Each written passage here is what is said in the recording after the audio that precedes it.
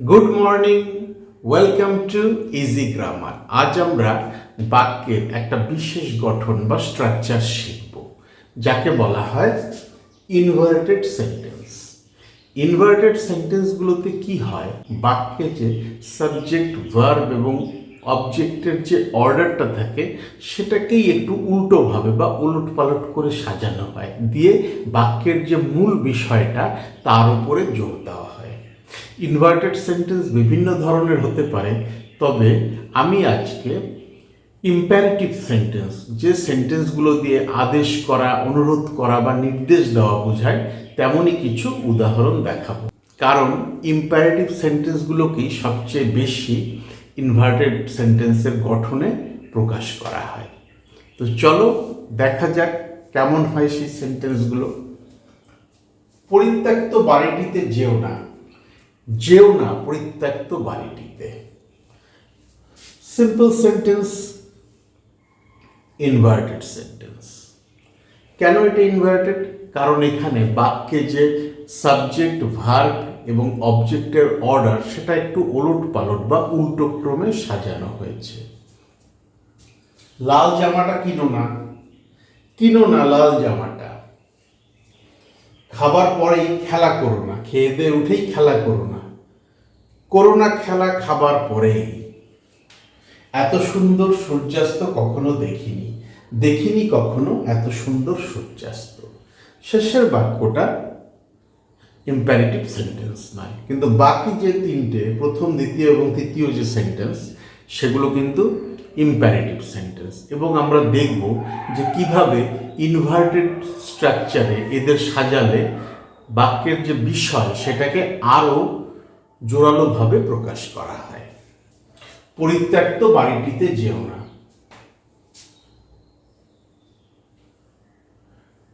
Do not go into দি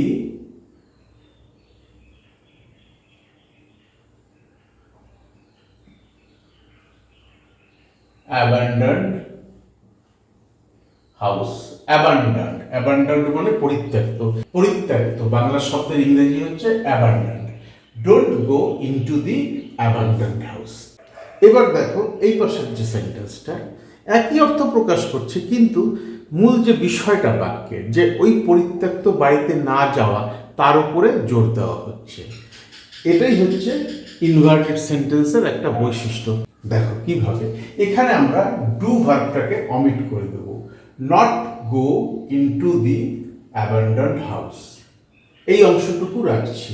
কিন্তু এখানে আমি সাবজেক্ট, ভার্ব, অবজেক্টের যে অর্ডারটা সেটা ওলট পালট করে দিচ্ছি। প্রথমেই আমি ভার্ব নিয়ে আসবো, গো not into the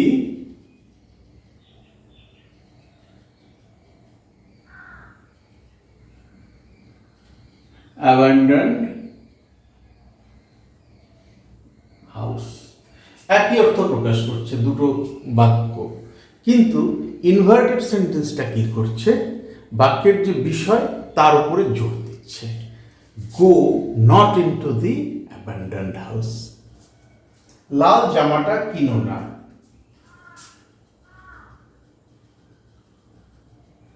don't by the red shirt। Don't buy the red shirt। লাল জামাটা কিনো না, কিনো না লাল জামাটা। কারণ তাকে লাল জামাটা কিনতে বেশ ভালোভাবে জোর দিয়েই বারণ করা হচ্ছে।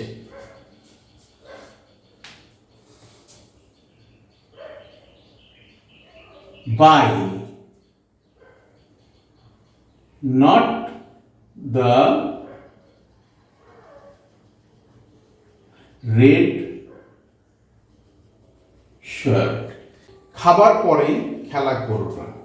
তাহলে কি দেখছি, এই দিকের সেন্টেন্সে সাবজেক্ট, ভার্ব, অবজেক্টের যে অর্ডার এই দিকের সেন্টেন্সগুলো মানে ইনভার্টেড সেন্টেন্সগুলো কিন্তু সাবজেক্ট ভার্ব অবজেক্ট অর্ডারকে একটু ওলট পালট করে দিয়েছে বা উল্টো ক্রমে সাজিয়ে নিয়েছে। খাবার পরেই খেলা করো না,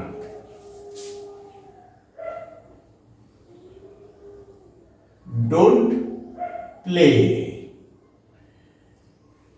পরেই, পরে তো বলেনি, পরেই, খাবার পরেই খেলা করো না, তাহলে তার ইংরেজি তো অন্য হবে। আফটার দিলে তো হবে না, আফটারের আগে রাইট ওয়ার্ডটা আনতে হবে। Don't play right after the meal. Don't play right after the meal, খাবার পরেই খেলা করো না, মানে খেয়ে উঠেই সাথে সাথে খেলতে যেও না। করো না খেলা খাবার পরেই,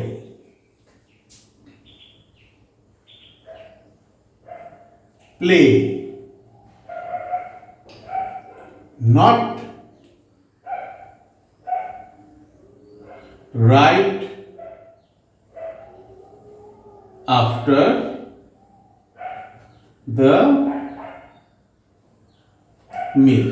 Play not right after the meal. Corona খেলা খাবার পরে। এত সুন্দর সূর্যাস্ত কখনো দেখিনি, পাস্ট পারফেক্ট টেন্সে লিখি সেন্টেন্সটা। এত সুন্দর সূর্যাস্ত কখনো দেখিনি, কে দেখেনি? আমি দেখিনি। I had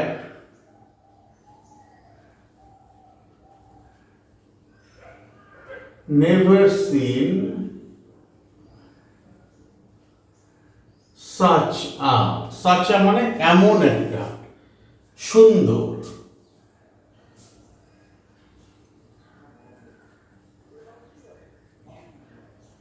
beautiful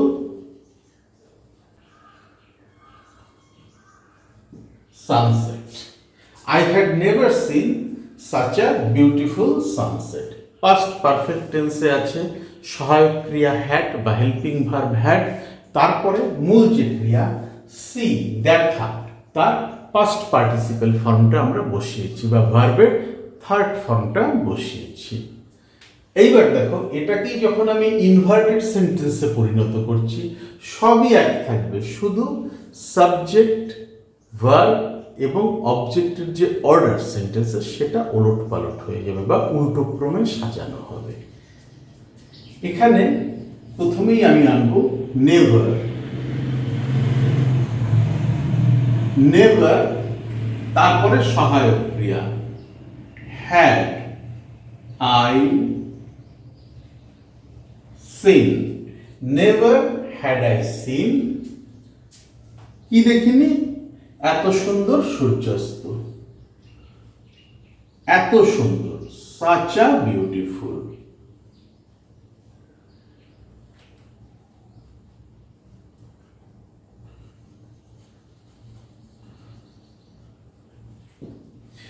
Never had I seen such a beautiful sunset। তাহলে তোমরা দেখলে ইনভার্টেড সেন্টেন্সের বৈশিষ্ট্য কি। ইনভার্টেড সেন্টেন্স হচ্ছে সেগুলোই যেগুলোতে সাবজেক্ট ভার্ব এবং ওয়ার্ডের যে অর্ডারটা সেটাকে ওলট পালট করে সাজানো হয়। ইনভার্টেড সেন্টেন্স কখন ব্যবহার করা হয়? সচরাচর কাব্যে সাহিত্যে সবচেয়ে বেশি ব্যবহার করা হয়। এছাড়াও আমরা যখন কথাবার্তা বলি তখন বিষয়ের উপরে অতিরিক্ত জোর দিতে আমরা ইনভার্টেড সেন্টেন্স ব্যবহার করি। ইনভার্টেড সেন্টেন্স সবচেয়ে বেশি ব্যবহার হয় ইম্পারেটিভ সেন্টেন্সে। ইম্পারেটিভ সেন্টেন্সে সবচেয়ে বেশি ব্যবহার হয় কেন? কারণ এক্ষেত্রে আদেশ, অনুরোধ, নির্দেশ দেওয়া হয় ইম্পারেটিভ সেন্টেন্সের মাধ্যমে। আর এই আদেশ, অনুরোধ, নির্দেশ এইগুলোকে বা এই বিষয়গুলোর উপরে জোর দিতে ইনভার্টেড স্ট্রাকচারটা ব্যবহার করা হয়, ইনভার্টেড সেন্টেন্সের স্ট্রাকচারটা ব্যবহার করা হয়। তোমরা দেখে নাও সেন্টেন্সের স্ট্রাকচারটা একবার, প্রয়োজন হলে বোর্ডের একটা স্ক্রিনশট নিয়ে নাও, নিয়ে নিজেদের ভেতরে এই ধরনের সেন্টেন্স বলা প্র্যাকটিস করো। ভীষণ সুন্দর এবং সহজ একটা সাবজেক্ট, যদি ভালো করে শিখে নিতে পারো তোমাদের স্পোকেন ইংলিশ হবে খুব খুব সুন্দর। আর কোথাও যদি আটকে যায়, বুঝতে অসুবিধা হয়, আমার ভিডিওর কমেন্ট সেকশনে লিখে জানাও। ডেসক্রিপশন বক্সে আমার ইমেল অ্যাড্রেস দেওয়া আছে, চাইলে সেখানেও যোগাযোগ করে নিতে পারো। Thank you so much for your time and attention. Have a nice day.